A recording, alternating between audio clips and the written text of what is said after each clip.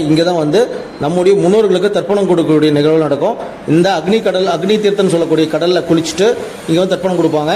அதே மாதிரி இந்த அக்னி தீர்த்தத்தில் குளிச்சுட்டு உள்ளே போய் நம்முடைய ராமேஸ்வரம் ராமநாத சுவாமி கோயிலில் 22 புண்ணிய தீர்த்தங்கள் இருக்குங்க. அதில் குளிக்கிறதுக்கும் இந்த கடலில் குளிச்சுட்டு போய் தான் இது பண்ணுவாங்க.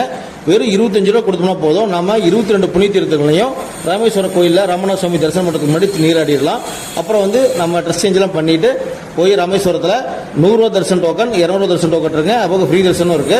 நம்ம வந்து ஒரு வீக் டேஸில் புதன்கிழமை தான் போனதுனால நம்ம வந்து ஃப்ரீ தரிசனில் உள்ள போனாங்க. போயிட்டு ஒரு மணி நேரம் சாமி தரிசனம் பண்ணிட்டோம். அப்புறம் அன்னதானம் போடுறாங்க, அன்னதானம் பண்ணிட்டு வந்துட்டாங்க. வந்து பார்த்தீங்கன்னா இந்த ராமேஸ்வரம் கடலில் நாம் வந்து தீர்த்தம் எடுக்கிறதே வந்தோம். சூப்பராக இருந்ததுங்க. நம்ம வந்து காலையில் வரும்போது நல்லா கூட்டமாக இருந்துச்சு. அதுக்கப்புறம் பார்த்தீங்கன்னா கூட்டம் குறைஞ்சிருச்சுங்க. நல்லா நீட்டாக க்ளீனாகவே இருந்துச்சு. என்ன அந்த பூ மாலைகள்லாம் கொஞ்சம் அதிகமாகவே இருந்ததுங்க. மதியம் ஒரு 12 மணி வாக்கில் நம்ம சாமியெல்லாம் கும்பிட்டு ரயில்வே ஸ்டேஷனுக்கு புறப்பட்டோம். இங்கேருந்து பாருங்கள், அந்த கிழக்கு வாசல் கோபுரம் நல்லா பிரம்மாண்டமாக தெரியுதுங்க. கடல்லேருந்து போகும்போது நம்ம அப்படியே அந்த வியூலாம் அழகாக ரசிச்சுட்டு அப்படியே கடலில் இருந்து ராமநாத சுவாமி கோயில் போயிட்டு அங்கேருந்து அங்கே இது மூலிமா நம்ம நடந்து போய் ரயில்வே ஸ்டேஷன் ரீச் பண்ணிட்டோம். இந்த மாதிரி நீங்கள் ராமேஸ்வரம் வரதோட நம்ம வீடியோ சேனலை பார்த்து சப்ஸ்கிரைப் பண்ணி வச்சுக்கிங்க.